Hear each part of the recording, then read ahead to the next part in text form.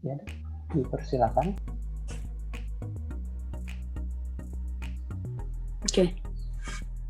Oke, selamat pagi semuanya di hari Minggu yang ceria ini.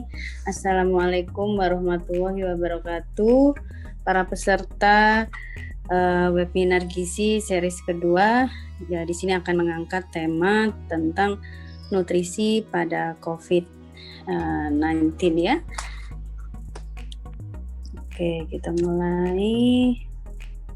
Slide pertama. Nah, di sini akan menjadi materi apa yang akan saya jelaskan ya. Pertama, tentang bagaimana penyebab penularan faktor resiko dari COVID-19. Dan yang kedua yaitu peran gizi seimbang pada COVID-19 dan pentingnya kecukupan makronutrien terutama protein, omega 3 dalam menjaga imunitas tubuh kita.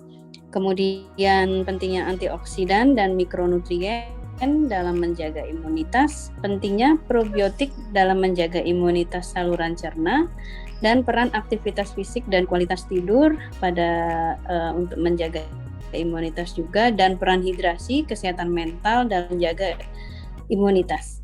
Dan terapi nutrisi terutama pada tenaga kesehatan, pada yang sudah terkonfirmasi tanpa gejala, dan terapi nutrisi juga yang sudah terkonfirmasi dengan gejala yang ringan, sedang, ataupun berat. Dan terapi nutrisi pada fase pemulihan COVID-19 tersebut. Dan terakhirnya adalah kesimpulan. Slide. Di sini penyebab 19 itu sendiri disebabkan oleh novel coronavirus 2019, keluarga virus dari termasuk flu, MERS-CoV, SARS-CoV ya. Penularannya dari hewan ke manusia, manusia ke manusia, dari manusia bergejala atau tidak bergejala. Dan faktor risikonya yaitu obesitas, malnutrisi, hipertensi, diabetes, ibu hamil. Ya, slide. Kemudian peran jaringan lemak pada obesitas dalam menurunkan imunitas. Ini kaitannya ke obesitas ya, di mana jaringan lemak yang menumpuk itu akan menyebabkan proses inflamasi berjalan seperti tergambar di sini bahwa ini ada brown adipose tissue dan white adipose tissue. Brown adipose tissue itu lemak coklat, letaknya ada di tengkuk, di supraclavicular dan di paravertebral. Dan ada juga di bayi, biasanya di intrascapular. Ya, di sini white adipose ya, orbital, dari orbital, di tulang, di intramuskular, di perikardial, di dalam perut juga, di intraabdominal, di omental, di retroperitoneal, visceral, abdominal, dan gluteal. Biasanya pada penderita obesitas, white adipose tissue inilah yang harus kita kurangi karena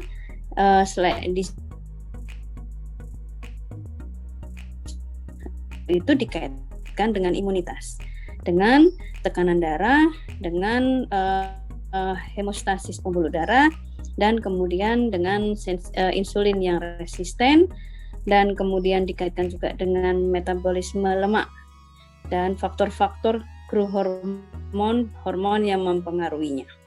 Dan ada proses pembesaran angiogenesis atau pembuluh darahnya itu tadi perkembangannya ya. Di sini jika ini tidak tertekan dengan baik jumlahnya akan merugikan karena di sini menjadi sumber penumpukan radikal bebas ya. Si white adipose tissue ini harus kita tekan. Ya, baik, nanti dikaitkannya pasti ke imunitas gitu. Slide berikutnya.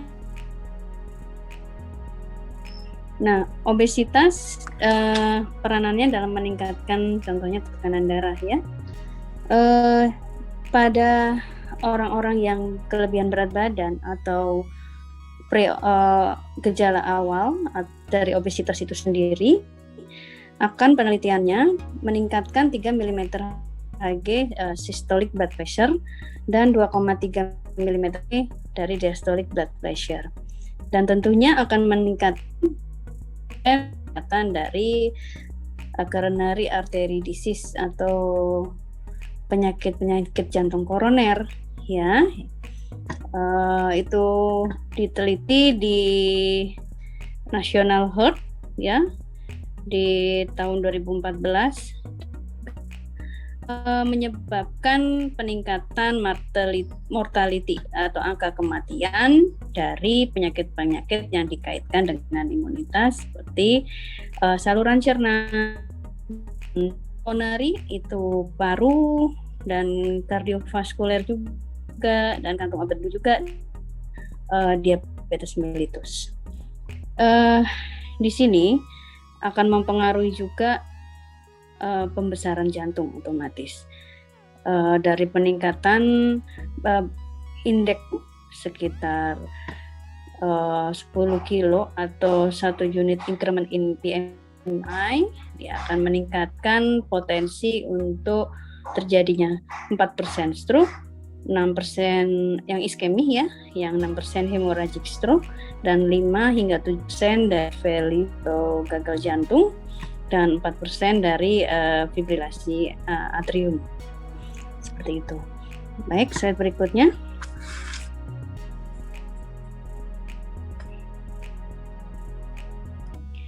Nah, di sini dikaitkan lebih luas lagi obesitas tersebut dengan hipertensi, diabetes, dan tentunya COVID-19. Di sini terlihat bahwa pada COVID-19 ini banyak terjadi sel beta dan terjadinya pemicu cytokine storm, di mana itu dipicu oleh proses inflamasi yang sudah kronis seperti obesitas yang penuh lemak white tissue tadi, dan memicu ketidakseimbangan glisemia atau glukosa darah, dan tentunya akan menyebabkan diabetes, dan kemudian akan juga dipicu oleh atau memicu terjadinya hipertensi kardiovaskular disease dan renal disease, dan menyebabkan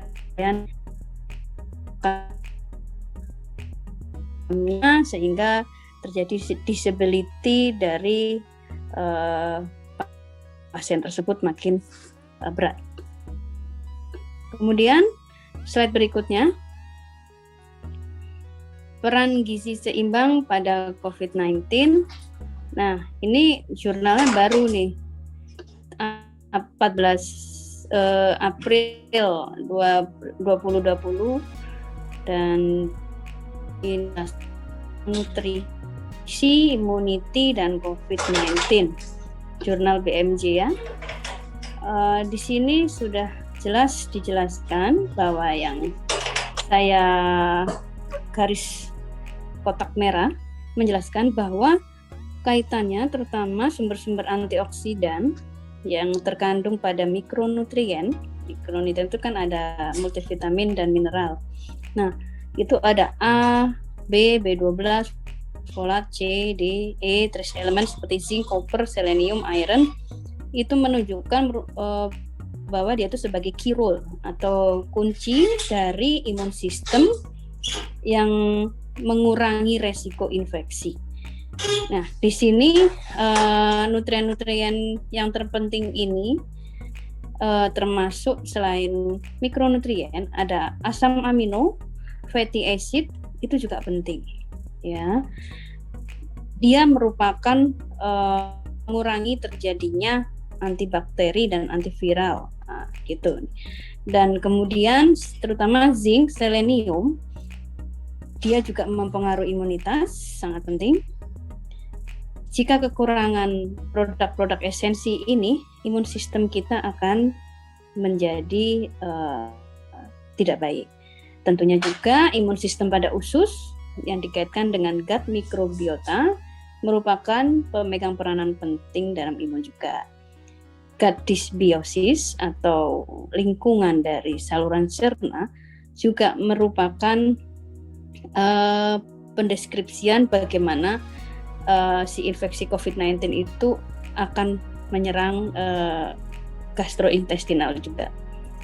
Dengan healthy microbiome biota atau mikrobiota usus yang sehat, itu akan tentunya yang didukung dari makanan sehat memicu imun yang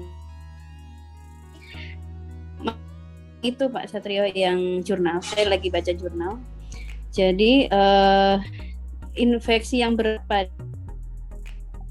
saluran pernafasan di epitel yang menyebabkan akut respiratory distress syndrome, ya. Makanya kita kalau misalnya kena COVID kan jadi sesek, ya. Itu terjadi banyak inflamasi atau badai sitokain di situ. Nah, akan terlihat juga peran di situ. Omega 3 merupakan nutrien spesifik yang merupakan pro-resolving mediator. Jadi dia membantu untuk menekan si badai storm tadi atau sitokin storm. Nah, kaitkan dengan yang sudah ada di Indonesia, Kemenkes, piring tentang gizi seimbang itu sudah tercantum. Sebenarnya di edukasi di Indonesia sudah ada, di dunia pun sudah. Pentingnya gizi seimbang untuk menangani COVID-19 itu sendiri. Yang tadi yang sudah disebutkan, ada posisi protein, fatty acid, asam lemak, tapi yang asam lemak sehat. Terus kemudian spesifik omega 3 dan vitamin ya sudah ada di sini semua. Prinsipnya si tadi siapa ya? Ada yang belum di unmute kali itu ya. Ibu Wir, ya.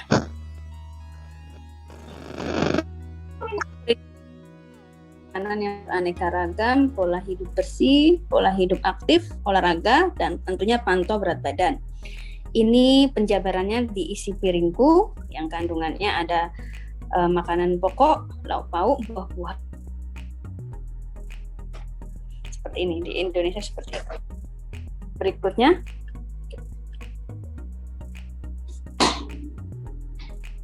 Nah, ini secara biomolekulernya peran imunitas pada netralisasi COVID-19. Ini jurnal yang masih sama, bahwa si virus itu akan virus COVID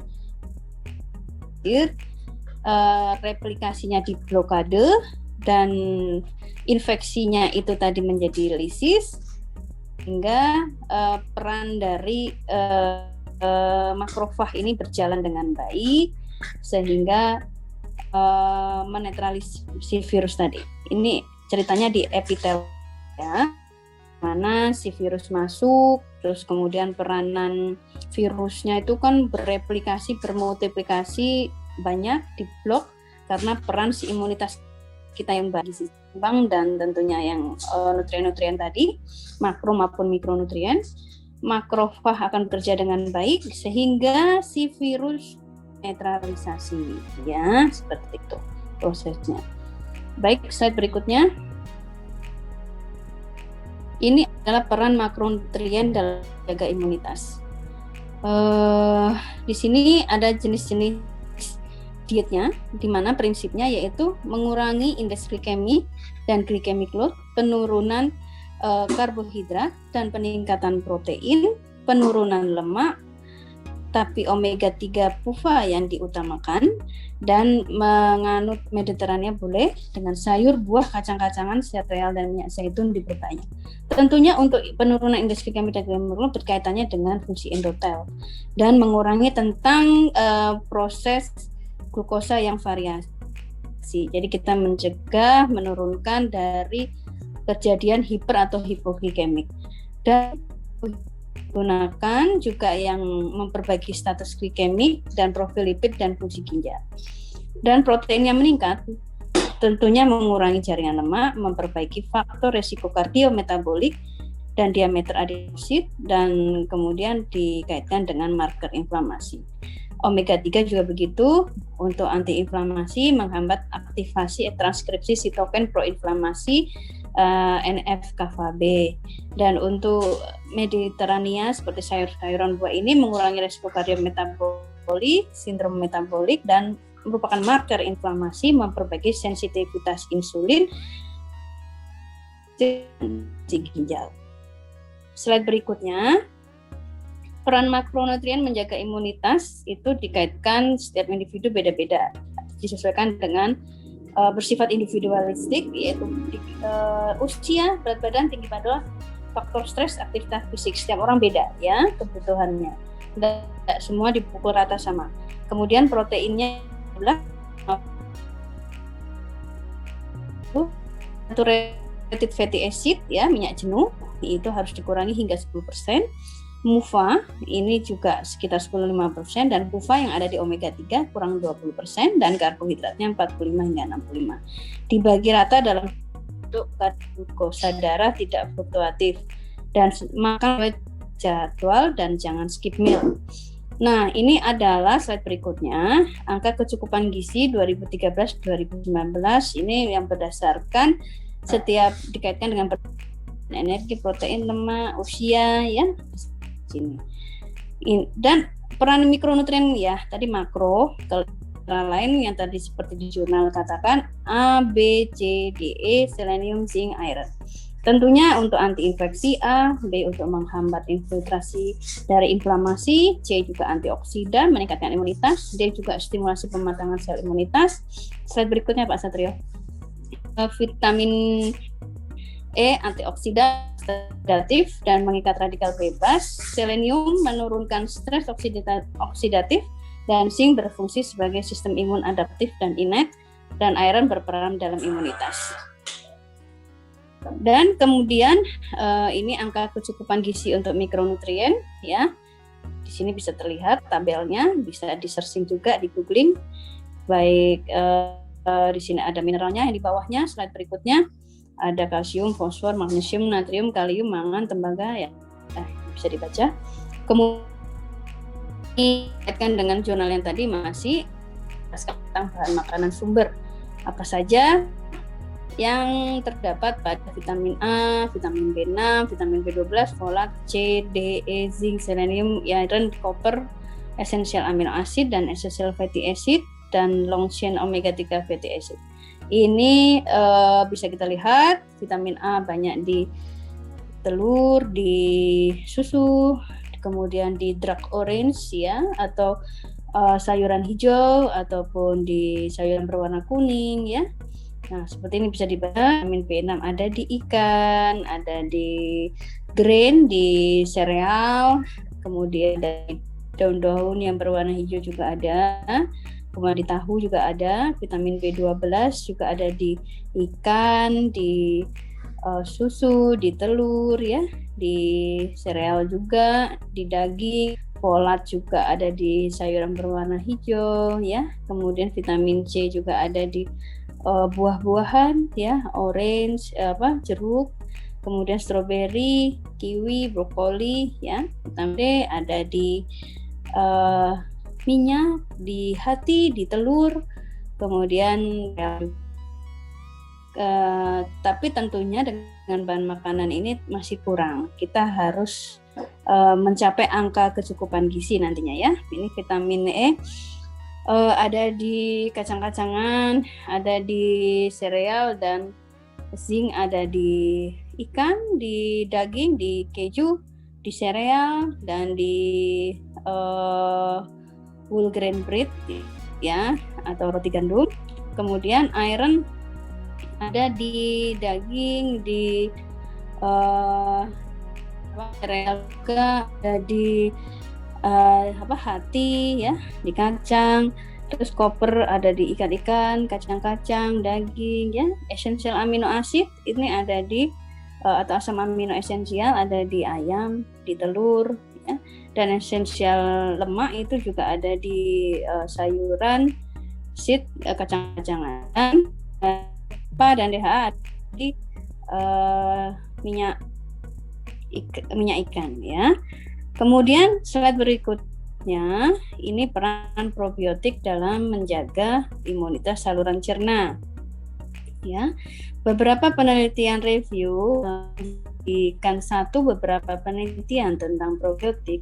Di sini yang saya kotakin merah itu menjelaskan bahwa dia itu outcome-nya satu mengurangi nosocomial pneumonia, kemudian mengurangi dari infeksi saluran pernafasan bagian bawah, dan mengurangi infeksi saluran pernafasan di bagian upper ya, di atas. Nah, kejadian-kejadian tersebut dikaitkan dengan ini ada yang terjadi pada critical ill pada pasien atau pasien kritis di dewasa, pasien anak-anak ya, dan anak dan dewasa ya. Di sini yang di efeknya ini dapat kita lihat bahwa si probiotik ini sangat mengurangi dari kejadian dari penelitian von der Nauf di tahun 2017 meneliti bahwa ini akan mengurangi si probiotik ini mengurangi dari infeksi saluran pernafasan. Dan nosocomial pneumonia juga signifikan ya, mengurangi, tapi di sini tidak ada efek pada menurunkan kejadian kematian ya pada kasus-kasus yang critical ill.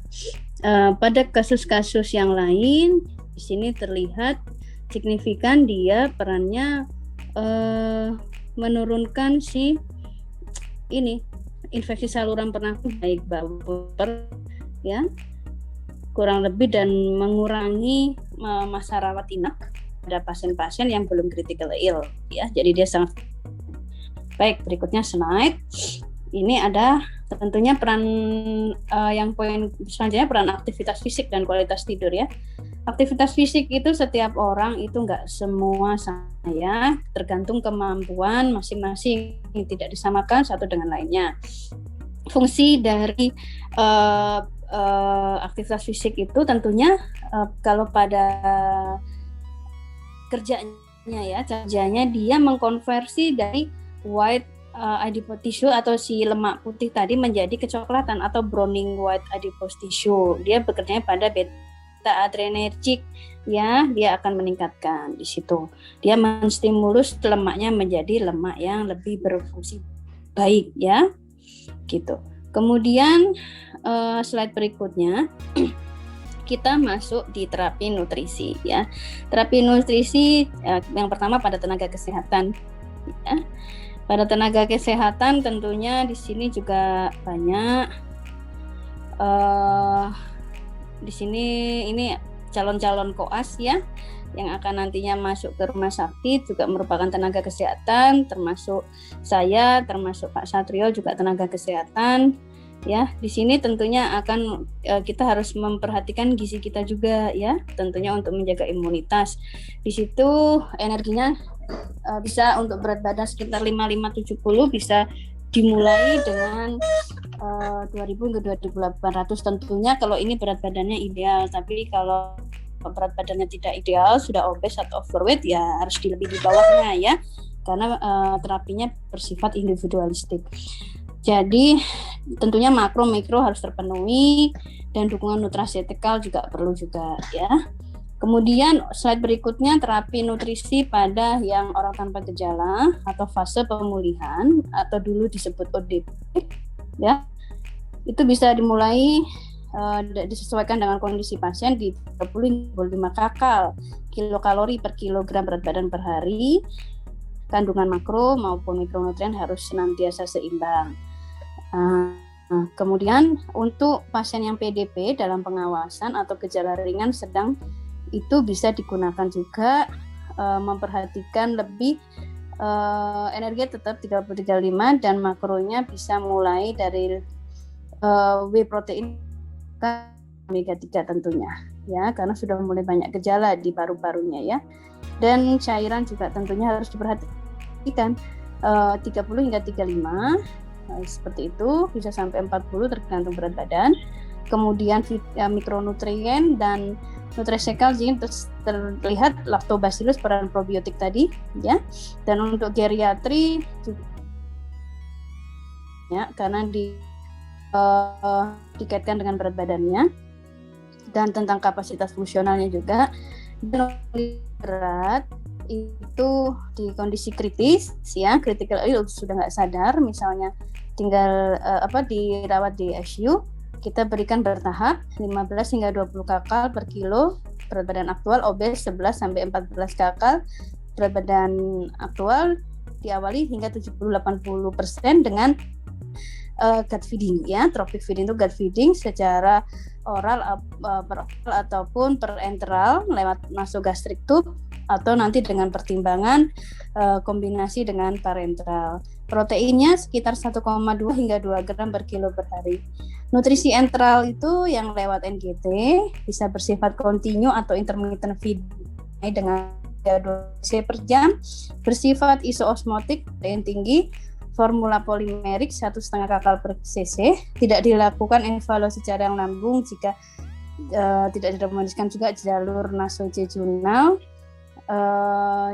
Jadi karena ini untuk mengurangi resiko penularan ya. Tunda nutrisi enteral jika kadar laktat meningkat, hemodinamik tidak stabil, penggunaan vasopresor yang bertambah. Jika toleransi dengan nutrisi enteral, jika tidak toleran ya dengan enteral yang tadi saya maksud kombinasi dengan parenteral. Ini sumbernya dari PPK Nutrisi COVID PDGKI 2020 dan rekomendasi ASPEN dan SCCM ya. Nah, di sini masuk ke kesimpulan, tentunya peran imunitas itu yang penting menjaga kesembuhan dan pemulihan dari infeksi coronavirus 19 ya. Dukungan imunitas tersebut salah satunya berasal dari dukungan nutrisi yang optimal, tepat, sesuai kondisi dan bersifat yang sesuai kondisi yang dialami berdasarkan anjuran dokter yang berkompeten, tentunya dokter gizi klinik. Selain dukungan nutrisi yang adekuat, pengobatan COVID oleh jauh menjadi kunci keberhasilan penanganan COVID. Dan merubahlah pola hidup dan aktivitas kita agar terhindar dari faktor-faktor resiko penyebab COVID-19. Tetaplah mematuhi protokol kesehatan dengan 5M sesuai anjuran pemerintah sebagai salah satu bentuk ikhtiar kita, dan tetap semangat, berpikir positif, dan jaga kesehatan selalu. Baik, slide berikutnya. Terima kasih. Wassalamualaikum warahmatullahi wabarakatuh.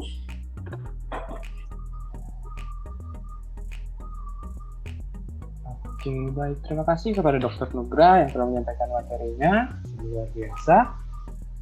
Sebelum melanjutkan ke materi selanjutnya yang akan dibawakan Ibu Ratna Puspita, untuk para peserta yang baru masuk dan yang belum mengisi checkpoint, diharapkan untuk mengisi checkpoint terlebih dahulu lagi sembari acara ini jalan. Yang linknya sudah saya kirimkan di chat room di Zoom meeting ini. Lanjut langsung saja kita ke materi kedua yang akan disampaikan oleh Ibu Ratna Puspita.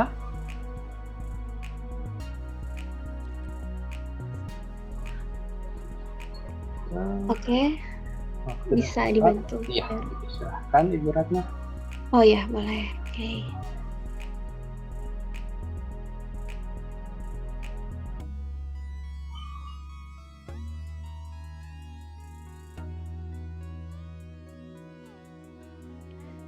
Oke, sudah terlihat ya? Ya, sudah.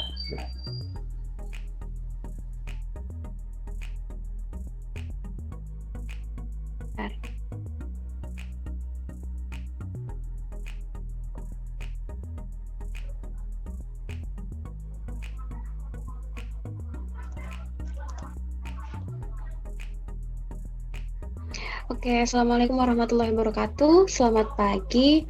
Sebelumnya mohon maaf ya kalau suaranya tapi jelas ya Mas Satrio ya? Ya, jelas Bu. Oke, alhamdulillah. Alhamdulillah kita diberi kesempatan untuk bertemu, terutama dengan adik-adik mahasiswa juga. Karena nih hari Minggu diluangkan waktunya, kita belajar sedikit lagi ya tentang basic science dari terapi nutrisi pada COVID-19. Tadi kan sudah dipaparkan sedikit ya mengenai nutrisi pada COVID oleh Dr. Nugrahayu. Nah, kalau saya lebih ke basic science-nya, nanti kita belajar sedikit mengulas. Nah, untuk COVID sendiri, akhir-akhir ini dari awal 2020 sekitar Maret sampai sekarang itu kan banyak sekali ya masyarakat Indonesia yang cari nih suplemen untuk pencegahan COVID. Vitamin C sampai suplemen-suplemen yang lain, ya kan? Dari Google Trends kita tahu bahwa grafiknya itu naik turun, bahkan cenderung naik. Jamu juga seperti itu, apalagi Indonesia terkenal dengan tanaman-tanaman herbalnya ya. Dan ini masih stabil, masih mencari jamu untuk pencegahan COVID. Di hari ini kita belajar mengenai sedikit ya bahan makanan, baik nutrisi makro maupun mikro, serta fungsinya. Kemudian ada sistem imun, kita bagaimana mekanisme respon imun. Kemudian yang ketiga ada terapi nutrisi, dari hubungan nutrisi terhadap imunitas, kemudian faktor-faktor yang mempengaruhi sampai nutrisi itu apa sih yang terjadi pada imun defisiensi. Kemudian yang terakhir ada tips untuk pelengkap dari terapi nutrisi ini terhadap COVID-19. Six sense tentang makanan. Sebentar, izin untuk soalnya nggak stabil. Oke. Nah, di sini untuk basic science-nya bahwa kita tahu bahwa kebutuhan energi dari laki-laki dan perempuan itu berbeda.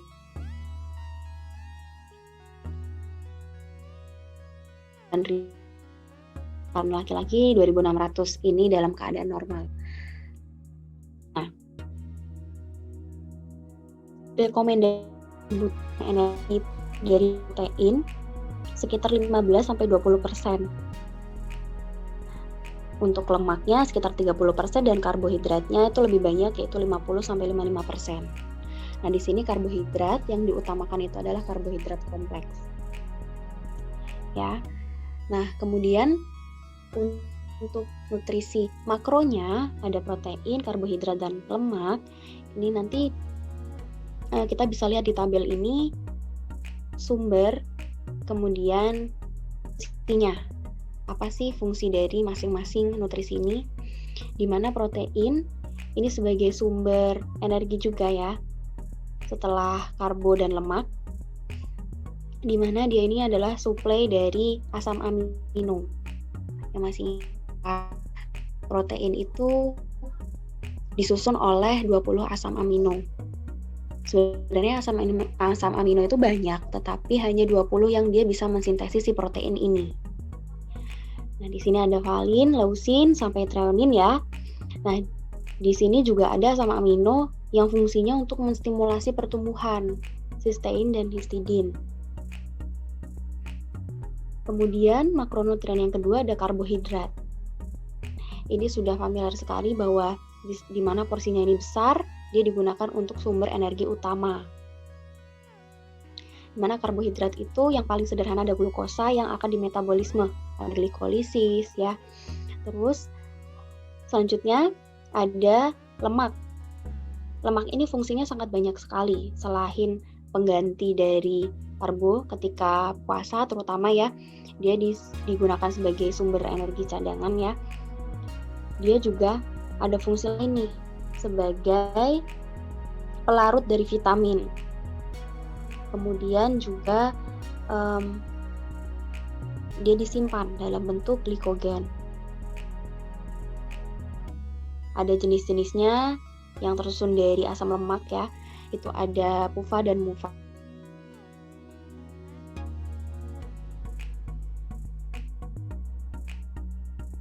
Oke, selanjutnya ada mikronutrien.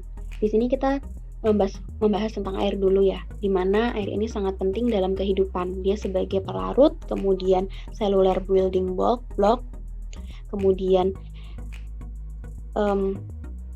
regulator temperatur. Jadi ada beberapa orang yang ketika sensitif ya, ketika dia kekurangan, dia suhu tubuhnya naik. Nah, itu harus dijaga. Tadi ada di gizi seimbang itu kan harus ada asupan air berapa gelas per hari.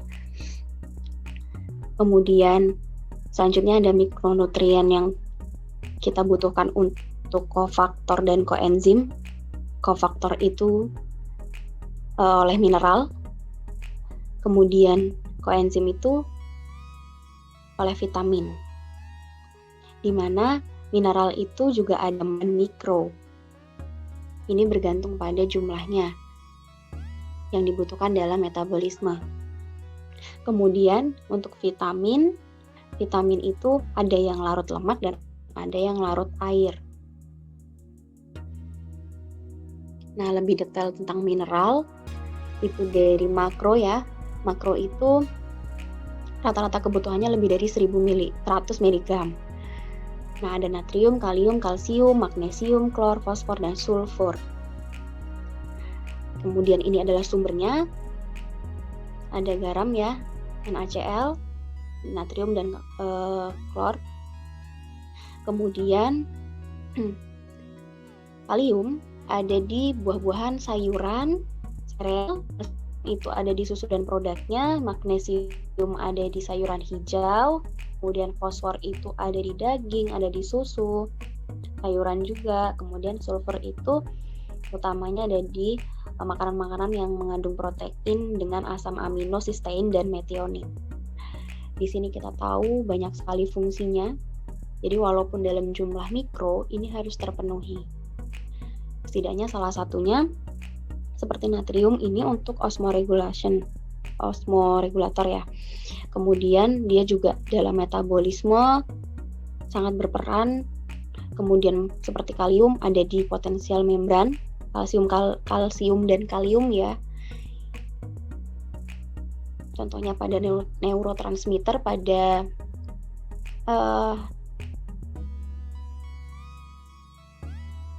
magnesium juga pada pembentukan tulang, kemudian klor juga metabolisme mineral, sampai pada metabolisme lipid juga. Jadi semuanya berpengaruh pada metabolisme. Penyakit harus tetap ada di dalam tubuh. Kemudian yang dalam jumlah mikro atau kurang dari 100 mg itu ada besi, zinc, mangan, hingga fluor ya. Juga sudah tertera sumbernya dari daging, kemudian daging-dagingan rata-rata ya, kemudian sereal, sayur-sayuran, dan buah-buahan. Di mana fungsinya itu, contoh yang paling utama nanti pada respiratory system itu ada yang paling utama itu harus adanya besi ini. Jadi untuk mengikat oksigen di hemoglobin. Kemudian selanjutnya yang lain itu sama fungsinya ya. Intinya mineral itu untuk kofaktor dari metabolisme yang ada dalam tubuh kita. Nah, selanjutnya ada vitamin. Vitamin yang saya sebut tadi ada yang larut lemak, ada yang larut air. Larut lemak ini dari vitamin A, D, vitamin E, dan K. Pada dasarnya itu dari bahan makanan itu mengandung yang namanya provitamin. Jadi ini belum aktif, kemudian diaktifkan di functional form, kemudian baru bisa digunakan oleh organ-organ kita. Contohnya yang pertama itu vitamin A. Jadi di wortel itu adanya beta karoten. Ya, kemudian dipecah-pecah dia menjadi retinol. Retinol ini nanti baru dia diaktifkan menjadi retinol, dan asam retinoat yang bisa masing-masing digunakan untuk menunjang dari kesehatan organ kita. Vitamin D ini ada kolesterol, kemudian dibantu oleh UV ya, dia diubah menjadi kalsiol, baru aktif menjadi kalsitriol dan digunakan untuk metabolisme kalsium. Di sini sudah ada sumber-sumbernya ya. Kemudian tokoferol, ini vitamin E yang kemudian diaktifkan untuk antioksidan. Begitupun juga pada vitamin K. Ada contohnya piloquinone yang dia untuk pembekuan darah. Ya. Kemudian untuk vitamin yang larut dalam air itu banyak, ada B1 di mana itu tiamin. Di sini aktif formnya TPP, tiamin difosfat. Ini nanti bermanfaat untuk metabolisme urin pirimidin. Kemudian ada vitamin B2, riboflavin ya. Sama juga dia berfungsi sebagai koenzim ya dalam metabolisme asam nukleat. Kemudian selanjutnya ada beberapa vitamin lain sampai B6, B12 beserta sumbernya dan fungsinya masing-masing. Tapi secara umum dia berfungsi sebagai koenzim dalam metabolisme. Ini selanjutnya yang kedua, kita masuk ke sistem imun. Secara basic science-nya itu ada sistem imun adaptif dan innate. Ya, di mana sistem imun adaptif ini dia itu spesifik, kemudian slow respon, yang terdiri dari sel T dan sel B. Sedangkan innate ini dia non-spesifik atau dia alami ya, non-spesifik. Kemudian dia itu cepat tangkap terhadap benda asing yang masuk ke dalam tubuh kita. Nah, di sini sel T ini ada sel T suppresor, helper, dan sitotoksik. Di mana fungsinya ini dia adalah membunuh dari sel yang di dalamnya ada fragmen dari virus, bakteri, ataupun mikroba yang dia terdeteksi sebagai benda asing. Sedangkan sel B atas eksposur dari antigen dia menjadi limfoblast. Kemudian dimatangkan menjadi sel plasma. Dan dia juga bisa memperbanyak diri menjadi kolonal sel B, dan nanti dia akan mengingat dari sel-sel atau benda asing ini, sel-sel virus atau benda asing ini. Jadi memori sel B. Kemudian yang non-spesifik ini ada secara fisik atau mekanis ya. Itu ada kulit, kemudian membran mukos, saliva, sampai pada ke asam lambung. ASI juga termasuk dalam innate immunity, di mana dia berfungsi sebagai stops infection before dia masuk ke dalam organisme. Jadi ini adalah pertahanan pertama ya. Sedangkan ini adalah pertahanan kedua. Jadi dia adaptif dulu, mengadaptasi dulu si virus, si bakteri, mikroba, kemudian baru dia menggunakan reseptornya yang spesifik sehingga dia bisa muncul dari antibodinya. Sedangkan innate ini, contoh lainnya itu ada fagosit, ada beberapa ya, neutrofil, makrofag, kemudian basofil, eosinofil, kemudian natural killer cell, di mana dia ini bisa menangkap dari virus, kemudian diubah jadi fragmen-fragmen yang baru nanti dia dimatikan atau dibunuh. Jadi dia semua sel bakteri untuk innate ini ya, semua bakteri, semua mikroba yang dianggap asing, termasuk sel-sel tubuh ya, itu dia langsung ditangkap. Baru nanti dia bergabung dengan si antibodi untuk membunuh sel atau bakteri atau virus yang tidak diinginkan di dalam tubuh. Nah, ini untuk mekanisme respon, bagaimana sih mekanisme respon imunnya? Ini yang pertama, ketika virus masuk ke dalam tubuh ya atau ke dalam organisme, dia akan diendositosis oleh makrofag. Nah, kemudian di dalamnya ini si virus ini dipecah menjadi fragmen-fragmennya. dia juga dihancurkan oleh retikulum endoplasmanya. Nah, selanjutnya setelah dia membentuk fragmen di dalam makrofag ini, fragmen itu diantarkan ke bagian permukaannya dan diikat oleh protein MHC. Jadi diikat di sini sehingga bisa dikenali oleh sel T. Tadi kan ada beberapa jenis ya, ada sel T sitotoksik, ada sel T helper. Nah, ini nanti dia bergantung pada reseptornya. Jadi mencocokkan reseptornya, ketika dia sudah cocok, kemudian ini melakukan perbanyakan, kemudian dia si makrofag juga mengeluarkan atau sekresi dari interleukin atau protein sinyal yang mirip dengan hormon. Ini yang pink-pink ini ya. Kemudian baru sel T menstimulasi perbanyakan dirinya dan sel T helper ini.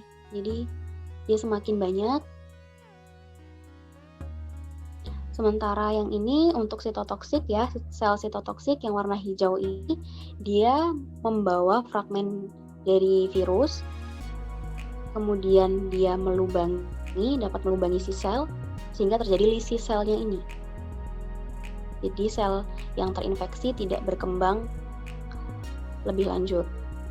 Nah, sementara sel T helper yang mengalami perbanyakan, di mana sebelumnya di sel adaptif ya, sel B ini dia sudah mendeteksi adanya virus, kemudian dia menempel sel helpernya dan dia terbentuklah plasma sel. Di sini akan dikeluarkan antibodi untuk melawan dari sel yang tidak diinginkan. Oke. Nah, selanjutnya kita bahas terapi nutrisi. Apa sih hubungan nutrisi dengan imunitas? Yang kita ketahui di mana usus itu adalah kunci dari imunitas, di mana ada mikroba yang membantu dari absorpsi nutrisi dan produksi protein antimikroba. Jadi ada istilah mikroba baik dan mikroba jahat ya. Itu sebenarnya adalah istilah di mana mikroba baik ini adalah mikroba yang membantu dari proses pencernaan. Jadi serat juga dia, terutama serat nabati ya, yang ada di buah-buahan, sayuran, itu dia mendukung dari pertumbuhan dan pemeliharaan dari mikroba ini. Jadi ada istilah probiotik dan prebiotik, di mana probiotik ini adalah mikroba baiknya, prebiotik ini adalah makanan si mikrobanya. Jadi mikroba ini juga membantu memecah asam lemak rantai pendek, kemudian juga merangsang dari sel imun yang kita tahu tadi. Nah, kemudian setelah makanan masuk ke dalam tubuh, ini kan akan diubah ya di metabolisme menjadi energi. Dimana tadi sudah dijelaskan ya, makanan itu ada beberapa nutrisi, dimana yang kita harus konsumsi ada gizi seimbang, kemudian dari energi itu ada total kebutuhan energi pada masing-masing kondisi. Untuk kondisi stabil, asupannya sekian, 30-35 kilokalori per kilogram berat badan. Untuk kondisi critical ill juga ada sendiri, sekitar 25-30 kilokalori per kilogram berat badan. Untuk obesitas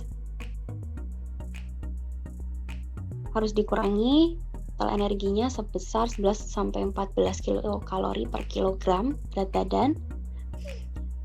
Kemudian morbid obes juga. Ini ada pemberian kalori bertahap ya. Untuk total kalorinya itu ya 70% total asupan terpenuhi. Kemudian ketika kondisi sudah stabil sekitar 3-7 hari baru untuk asupannya, energinya itu dinaikkan secara perlahan. Nah, untuk upaya dari pencegahan COVID ini kita harus memperhatikan beberapa hal. Untuk indeks massa tubuhnya itu harus normal pada 18,5 sampai 25. Kemudian ini tadi yang pertama kali ada peningkatan jumlah konsumsi suplemen ya dan jamu, itu kita harus juga batasi, tidak boleh berlebihan. Kemudian variasi makanan, bahwa setiap makanan itu tidak hanya mengandung satu nutrisi, tapi banyak nutrisi yang bisa membantu dari metabolisme tubuh kita. Jadi harus bervariasi dan continue.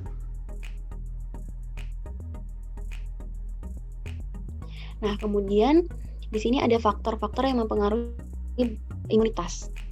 Jadi ada faktor usia ya pada lansia, di mana lansia itu sel-selnya sudah tidak begitu aktif untuk regenerasi sel.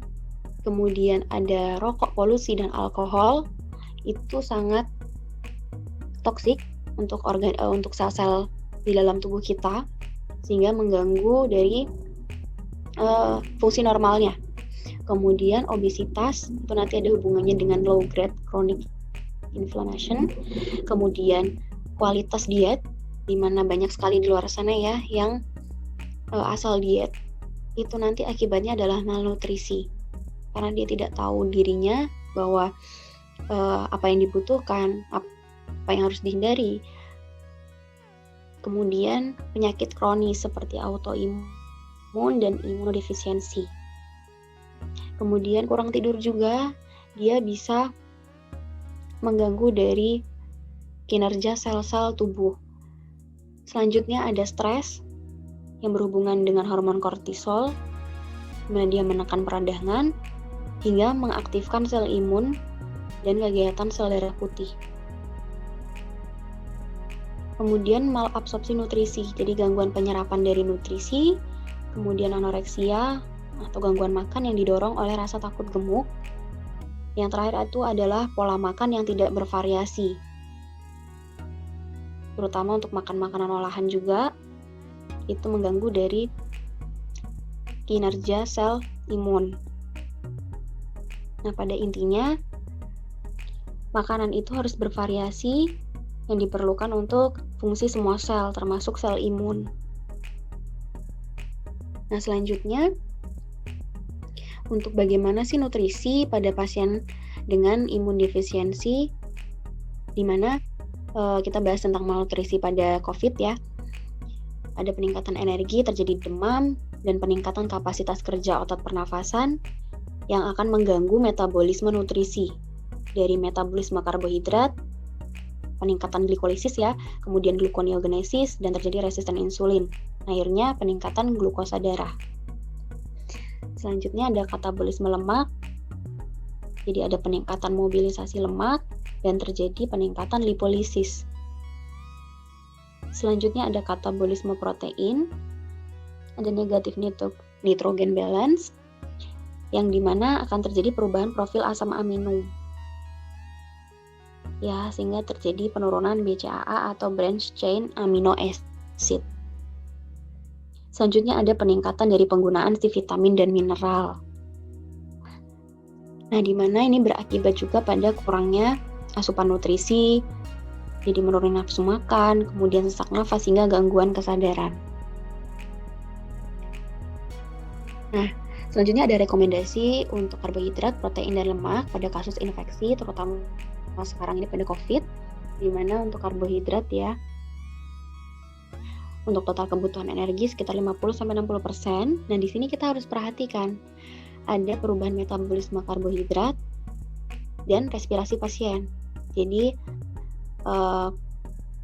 karbohidrat ini setelah di metabolisme itu kan hasil sampingnya ada karbon dioksida,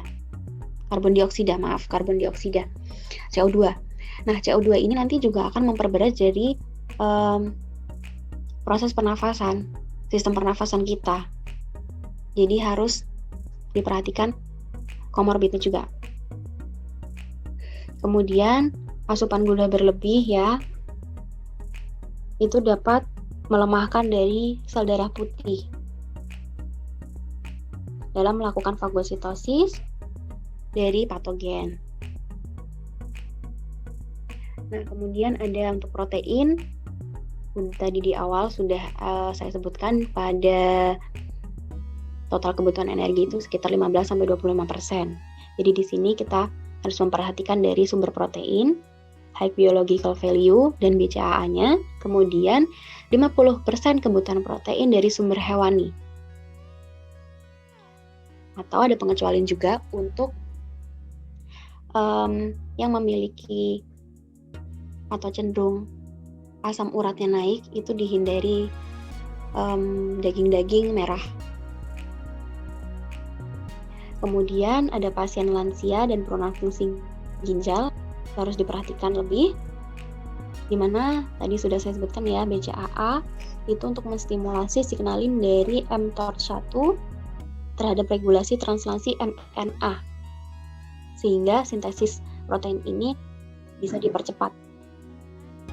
Kemudian BCAA ini juga bekerja sama dengan glukosa untuk menstimulasi dari sekresi insulin melalui depolarisasi membran plasma. Ya. Selanjutnya untuk rekomendasi lemak dari 25 sampai 35% total kebutuhan energi, di mana ada beberapa sumber lemak yang harus kita utamakan, yaitu asam lemak esensial minyak sayur, monounsaturated fatty acid, kemudian ada omega 3, omega 9, dan bisa gabungan dari keduanya, dari omega 3 dan omega 9. Di mana omega 3 ini dia meningkatkan proses fagositosis oleh makrofag dan neutrofil ya, untuk menekan produksi dari sitokin inflamasi. Nah, sudah tahu ya pastinya sitokin ini adalah polipeptida yang disekresikan oleh limfosit yang disebut limfokin, bisa disekresikan oleh monosit juga, atau makrofag yang disebut monokin. Kemudian untuk omega 9 ini menurunkan inflamasi yang termediasi oleh interleukin 1 beta. Nah, untuk asupan gabungan dari omega 3 dan omega 9 ini sangat bermanfaat untuk menurunkan resiko infeksi dan meningkatkan fungsi sel imun dan liver. Oke, selanjutnya kita bahas mengenai asupan makanan ini ya. Jadi untuk healthy nutrition, jadi cukup, jadi tidak menimbulkan kelebihan ataupun kekurangan nutrisi. Kemudian ada vitamin intake juga. Ketika dia cukup, dia tidak akan menimbulkan masalah. Nah, tetapi ketika kekurangan ataupun nutrition, terjadi malnutrisi, dia khususnya untuk vitamin ya, itu terjadi hipovitaminosis. Nah, untuk overdosisnya itu kita bisa mengalami hipervitaminosis. Untuk beberapa vitamin selain vitamin A, D ini, dia bisa diekskresikan melalui urin. Kemudian untuk nutrisi, metode pemberiannya disarankan untuk secara oral, dimakan secara langsung ya, untuk porsi kecil dan sering. Kemudian untuk dari total energi direkomendasikan sekitar 400-600 itu melalui oral. Kemudian khusus untuk kondisi disfagia itu kita diubah dulu tekstur makanannya untuk mencegah aspirasi. Kemudian juga ketika kondisinya semakin berat, pemberian makanan diberikan melalui enteral. Kemudian targetnya tadi 70% dari kebutuhan, kemudian baru ditingkatkan perlahan sehingga kondisi stabil. Nah, yang terakhir ada tips pelengkap dari terapi COVID. Jadi nutrisi itu bukan satu-satunya jalan atau terapi yang bisa mencegah atau menangani dari pasien yang mengalami COVID. Jadi harus diimbangi dengan multivitamin ketika respon imun sudah terlihat lemah, sudah ada gejala tidak enak badan, itu baru kita konsumsi multivitamin. Kemudian juga dari lifestyle. tidak merokok, tidak minum alkohol, kemudian menghindari sumber-sumber polusi ya, kemudian manajemen stres. Jadi kita harus banyak meditasi, banyak menenangkan diri, banyak ibadah, kemudian istirahat cukup dan teratur. Begadang juga sangat berpengaruh pada sel imun. Waktu tidur yang cukup, di sini ada beberapa rentang usia dari bayi baru lahir hingga dewasa.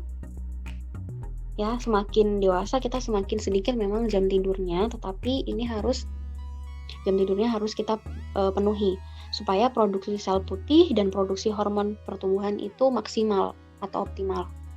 Jadi tidak mengganggu dari metabolisme. Jadi pada intinya ada hubungan erat pada nutrisi terhadap penyakit infeksi, terutama pada COVID sekarang ini ya, di mana nutrisi ini berpengaruh pada metabolisme. Jadi optimalisasi dari metabolisme itu tergantung dari asupan nutrisi kita yang kemudian mengarah ke sistem imun. Imunitas kita akan optimal juga. Jadi penyakit ini akan bisa dicegah ataupun ketika sudah terinfeksi, dia akan mengalami perlahan membaik. Nah, jadi setiap nutrisi ini memberikan manfaat yang spesifik, tapi di bahan makanan itu banyak sekali nutrisi. Hanya satu jenis makanan, tetapi kita harus bervariasi. Kemudian tubuh yang terinfeksi COVID, kemudian juga dia mengalami beberapa faktor tadi seperti lansia, kemudian kurangnya tidur, stres dan lain sebagainya yang memicu dari malnutrisi. Kemudian pengaturan atau regulasi dari nutrisi itu, kebutuhan nutrisi juga menjadi faktor penting dari terapi untuk pasien COVID. Jadi benar-benar harus diperhatikan untuk yang sudah terinfeksi COVID. Nah, jadi nanti bisa dibaca lebih lanjut di beberapa buku ini, ada Gizi dan Kesehatan, Gizi, Kesehatan dan Penyakit, serta Color Atlas of Biochemistry untuk basic science-nya. Oke, terima kasih dari saya.